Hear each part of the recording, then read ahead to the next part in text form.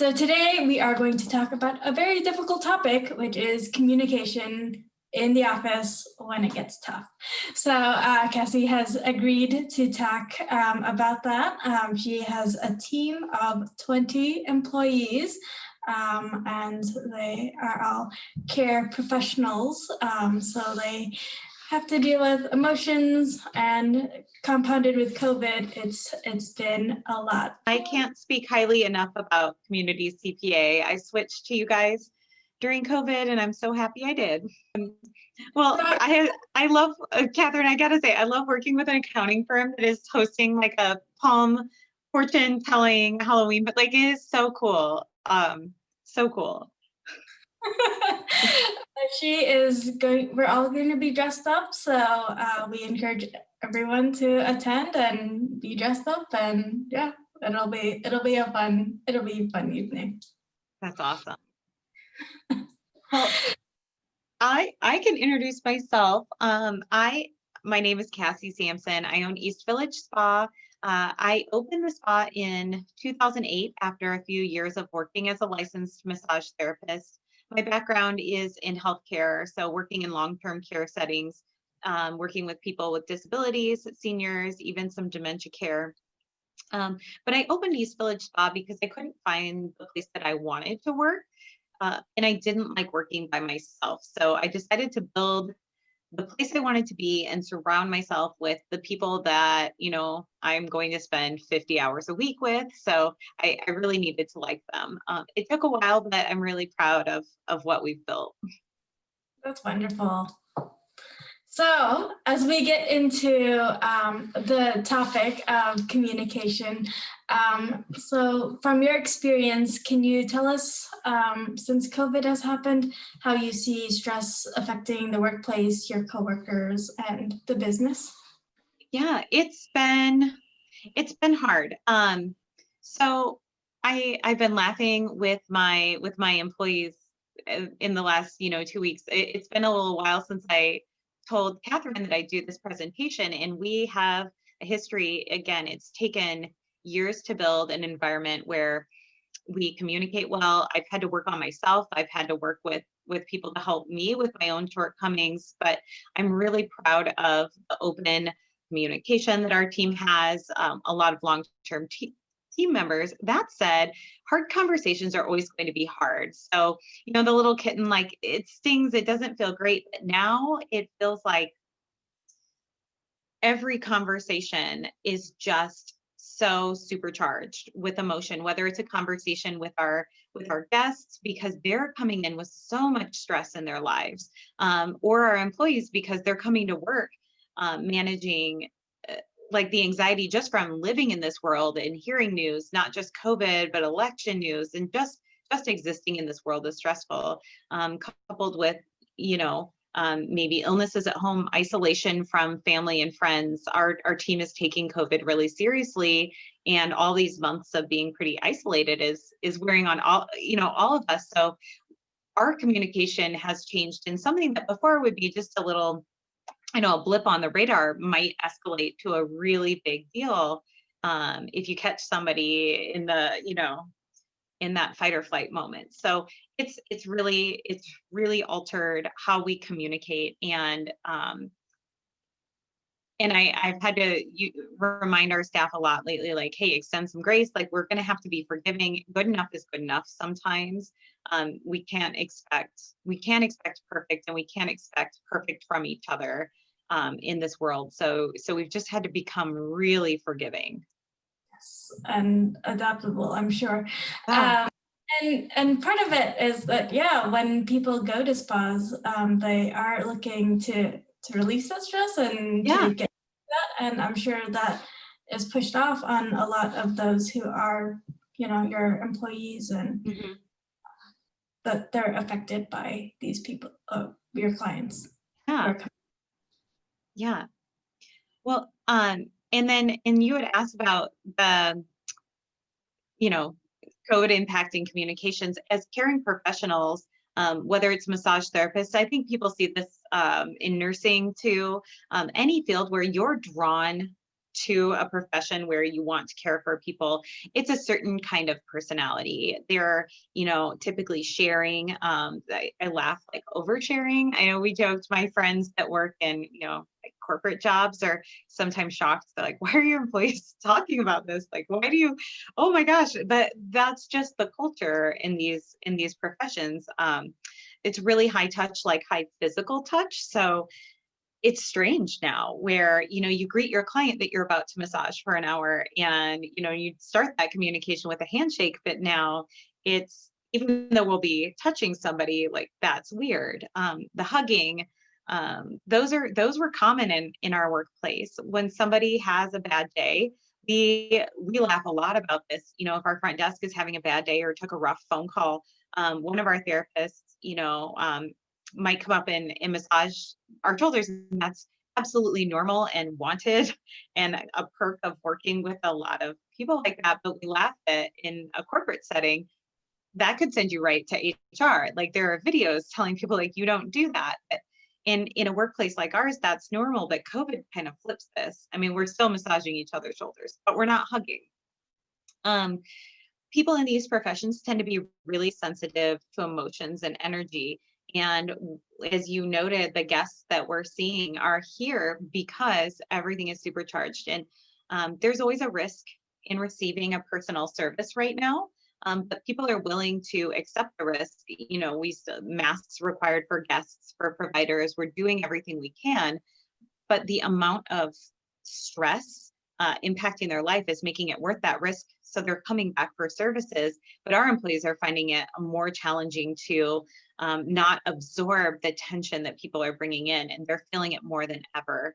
Likewise, with each other, we're bringing in, the junk from personal, whether it's, maybe it's just a sick pet, maybe it's the anxiety, you're not seeing your family as much as you'd like to, and that frustration. But we're having to be good at telling each other, hey, it's not you. I just got a text that upset me. It's not about work.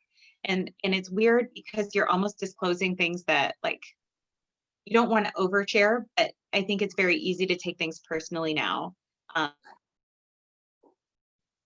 And then relationships. So when you're in a business like ours, I mean, coworkers are friends, your friends that are your coworkers, but they might also be your massage therapist is your coworker. And that's a unique relationship. And it's not something that you would see, that kind of dual relationship in a corporate setting. So I think that makes us all very strong communicators together. And why I was joking with my employees about this presentation was I feel like, gosh, the last few weeks, I've just really been bombing at my communication, and I've sent some apology texts. But then I also think, well, we all bounce back from it. And I think that's having the strong foundation that, I'll talk about how to build the communication foundation so that when you have these rough times, you can move on. Right.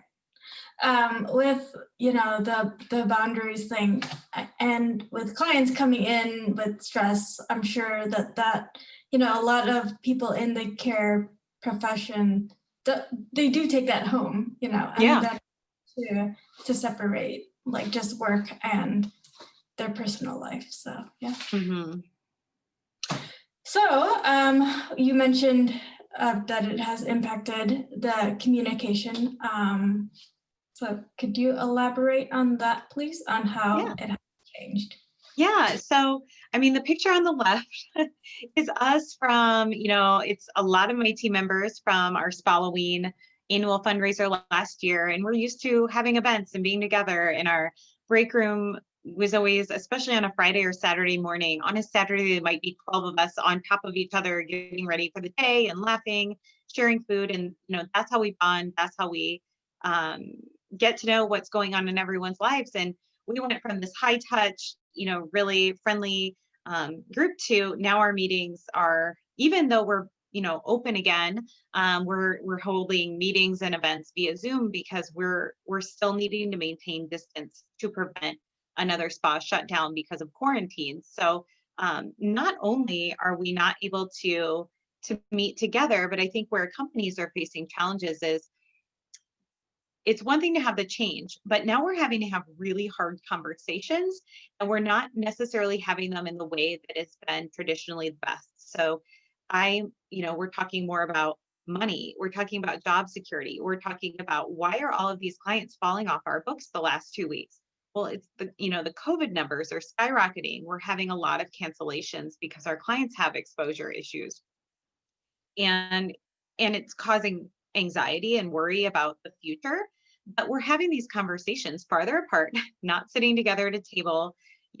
We're all wearing masks, so you're not seeing the full nonverbal.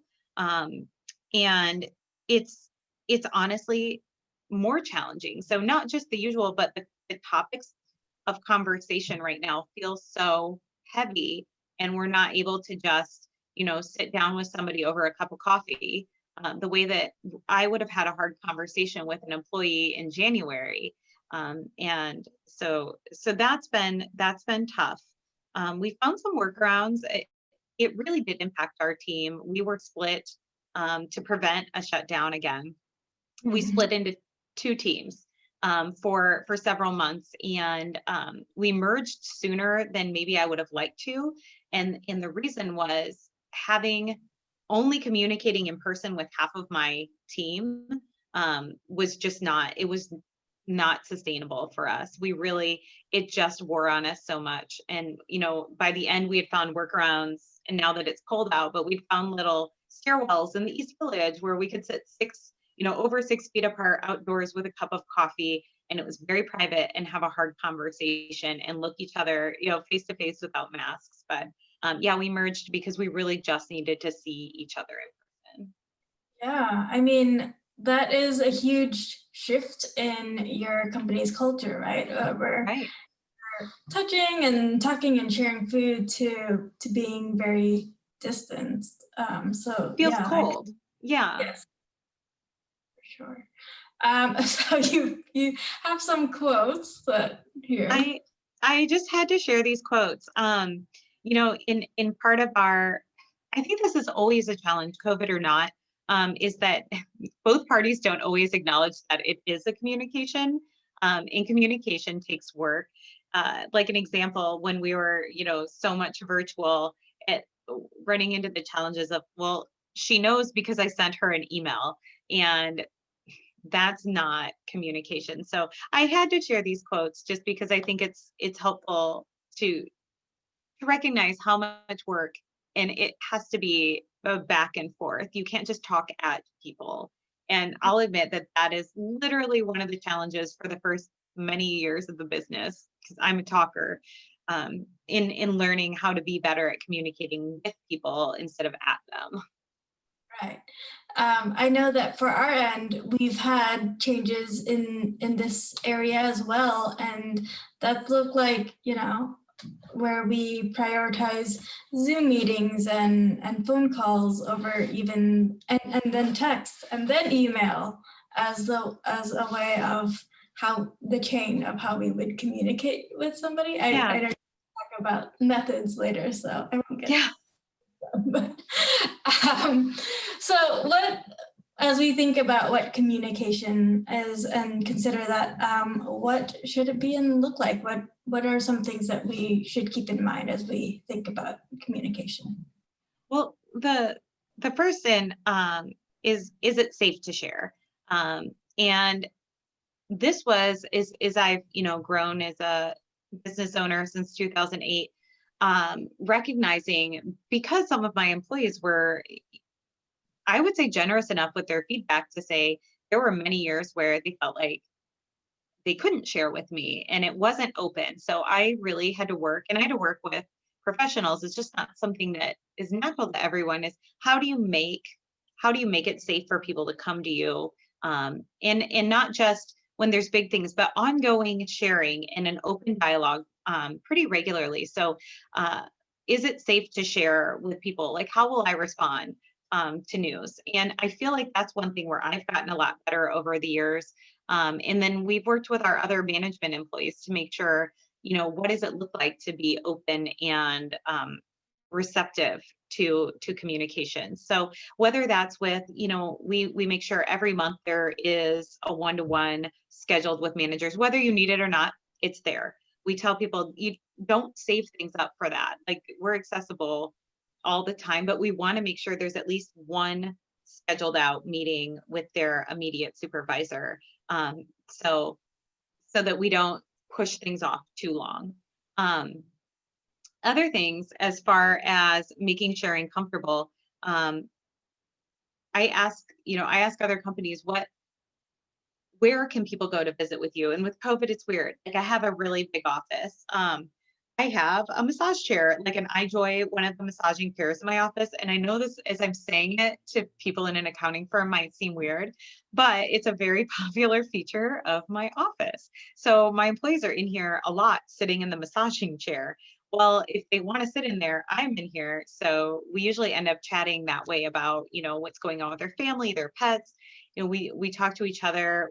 We might bounce ideas out of the blue. I might be mulling over a new service that I want to offer.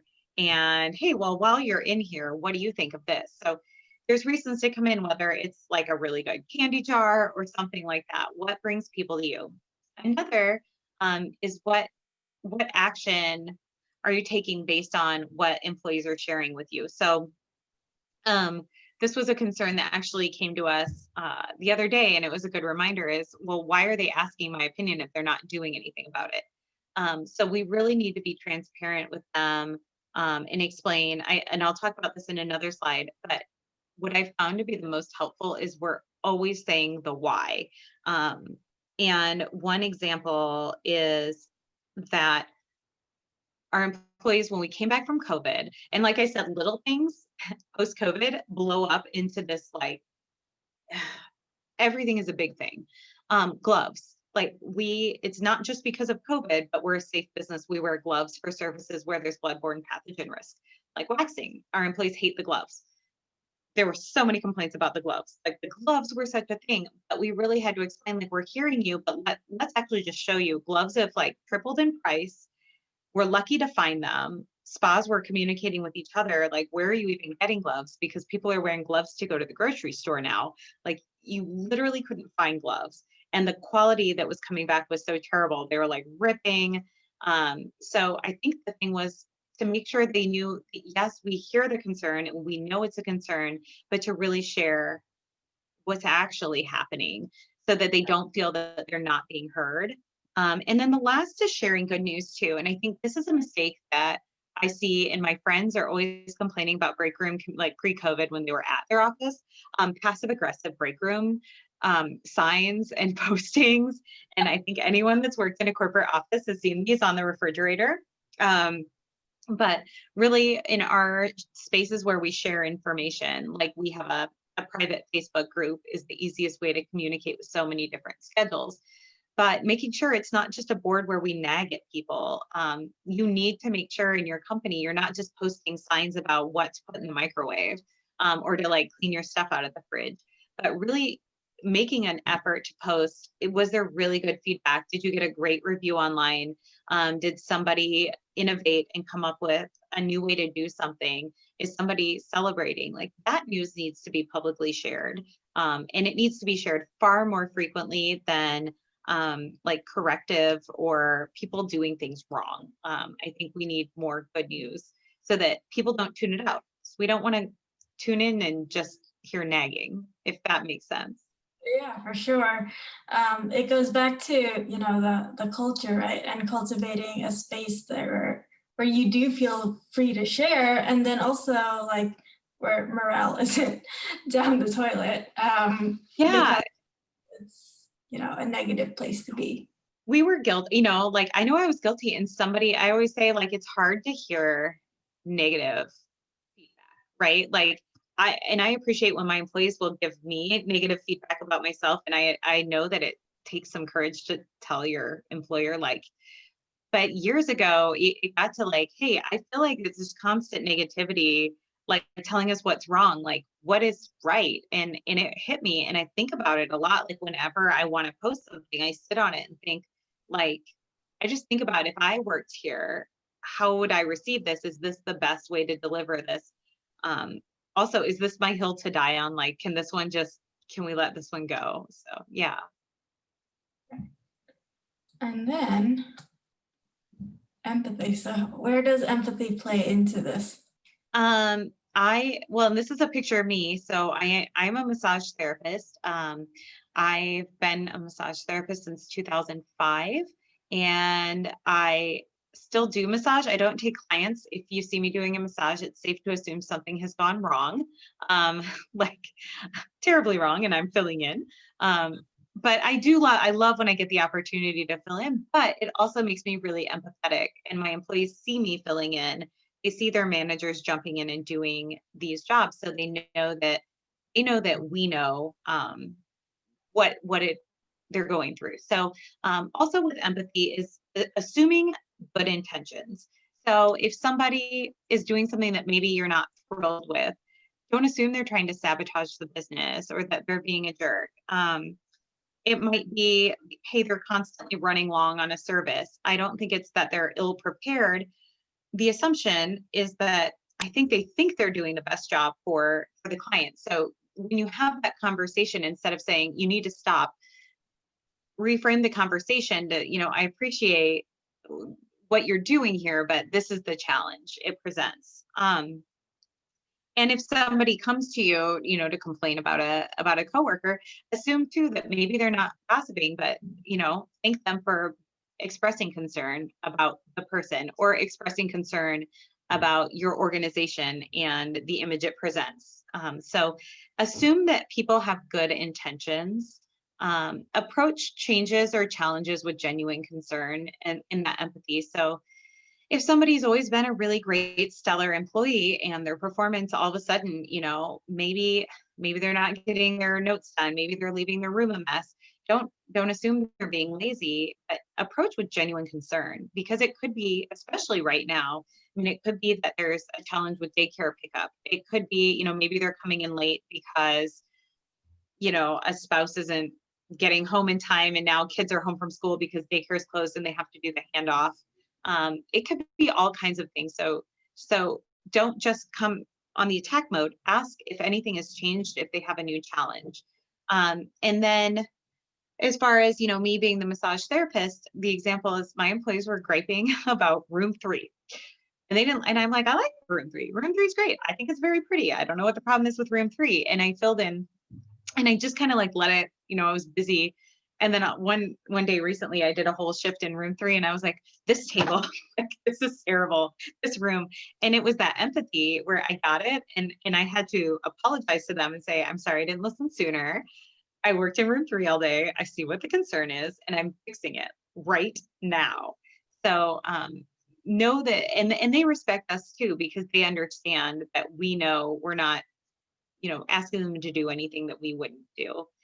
And then the last part of empathy is, are people the issue or are procedures the issue? And the example that I give where we really learned this lesson is there was a period of time a couple of years ago where our nail technicians and estheticians were kind of, and I love them all, but they were really getting nitpicky with each other. And it was, complaints that were just escalating and escalating.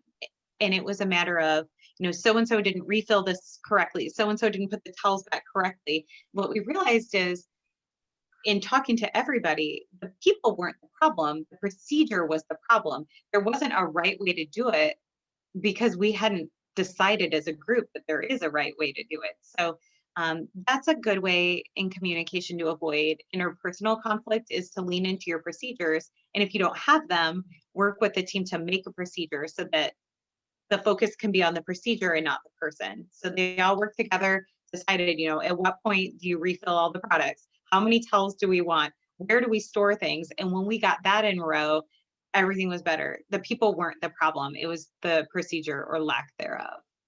Right. And I think as you think about that, it's like, what do we have in place that are putting our people to success, right? Setting them up for success and are causing issues for them. Yeah. So as you're working with a variety of different people, different communication styles, I'm sure, come up. Do you have any advice as to how to best deal with the ways that people just communicate with each other? Yeah. Well, first of all, I think we've all had the case where you get a phone call, like if my in-laws call us in the middle of the day, my heart drops. I don't know if anyone else, because that's not our normal communication. And my first thought is, oh my God, somebody's in the hospital, right? And I think I don't want to cause anxiety to other people over communication. So it's best to know, do you schedule it? Like, do you schedule that phone call? Or some people don't like having a meeting on the books because they dread it, even if it's not bad. So some people would rather receive feedback without me saying, let's talk at 3, because then until 3, and I'm one of those people, if you say, can I meet with you at 3, I'm dreading it until 3 o'clock because I I assume like, oh my God, are you gonna quit? Um, so some people just do better with an informal meeting. Some people would prefer a text like, hey, this happened with a guest, and we can go over that in text, but some people really want to talk about it face to face in person. So it's, I think it's important to ask employees when they're new, what do you like? What is your comfortable way to receive information? And find that out, because the last thing you want to do is cause that dread. And I think my employees know better than to text me and say, are you in today? And can we meet? Without saying, it's fine, I'm not quitting. I just want, like, don't panic. Um, the other thing that's been helpful to us is any sort of personality type testing. You can do a free test at 16personalities.com, and we've done this every couple of years. We'll do this, and they're not always accurate, but what it really does for us is foster good communication and help us to understand where there might be disconnect with a coworker or a manager. Like, for example, on our team, the massage therapists, with 2 exceptions, are all primarily introverted. Um, I would be an exception, and we have one other, and that explains why, just understanding like break room tension, where some people just need it quiet and calm to collect themselves, and other people are like, chatting. Does it fix anything? No, but it makes you aware of what somebody else needs so we can meet in the middle. Right. I think that's really important. Mhm. The other is awareness of both self and situational awareness. So self-awareness, like I said, nobody wants negative feedback. Nobody wants to hear bad news about themselves. But um, most of my growth has come because employees cared enough about the organization to step out of their comfort zone and say, over the last 12 years, these are challenges. And then working with people, like professional people, to help you um, be a better communicator. Things like authenticity. I know for the first a lot of years that I owned the spa, and I think this is true of a lot of women in business, is we feel like there's a way that a boss looks, there's a way that a manager looks, and there's a way that you have to act. And was not at all genuine to who I am. I felt like the real me wasn't professional enough. The real me couldn't lead people, but it created a lot of tension with employees, and it really burned me out, because you're always like, who am I today? Can I reveal my true self? Is that inappropriate? Like, what if they get to know what I really like to do? And once I just needed somebody to give me permission, working with a coach, to say it's okay. And once I was able to just be the same person I am at work than I am at home, it took a while, but I'm so much more comfortable, and my employees know who I am, and they are not tiptoeing around me, and they can be authentic, and really show their true selves, which just makes it comfortable. It makes communicating a lot easier. Humility, like I said, it's been a couple of rough weeks of communication. And you have to know enough to say, I really bumbled that situation. Like, you came to tell me something and I appreciate it. It was, I didn't have the time in that moment to give you the attention that you deserved. I've thought about what you said. And then, reopen that dialogue, but it's important to say, yeah, I didn't handle that as well as I could have. And I think it's important for our employees for coworkers to hear that. A genuine apology or acknowledgement that you maybe weren't your best self goes a long way. And then transparency. Our company is very transparent with employees. I think it helps them. We've always been very transparent. I think when we were forced to close and stayed closed for 3 months, because for years I've been transparent with our employees. They know things like, in a service, they know the breakdown of the service and how much profit we actually make off different services. They understand these things. They know a lot of the ins and outs of our business, because I think it's important for them. But when we closed, they understood and they believed me when I let them know this is the situation. We will be okay, but here's what it will take to be okay. And when I had to ask them to do some things that weren't, maybe the most comfortable, or working hours that were maybe not preferred, I think they believed me, and they believed that this was genuine. So I also like asking people in a hard conversation, what would you do in the situation when you can be transparent about something? If you were me, and this is a very, I guess, innocuous example, but if a lot of my employees hate the music at the spa, they really want different music. It is what it is. So I can sit down with them. Same with some of our guests. We use royalty-free music that I buy. We cannot, they might say, this is the CD I want. I'm like, well, we don't have the rights to that. I don't think that they realize you can get sued. The rights cost this much. You can get sued per speaker. You can get sued per song. And it might surprise people to know that somebody actually does go around and check. So what would you do if you were me in this situation? And 100% of the time they say, well, I guess we can keep using the royalty-free music. So just being transparent helps them understand your decision-making process. Right. And I think a lot of that goes towards like trust, right? And expectation. Yeah, exactly.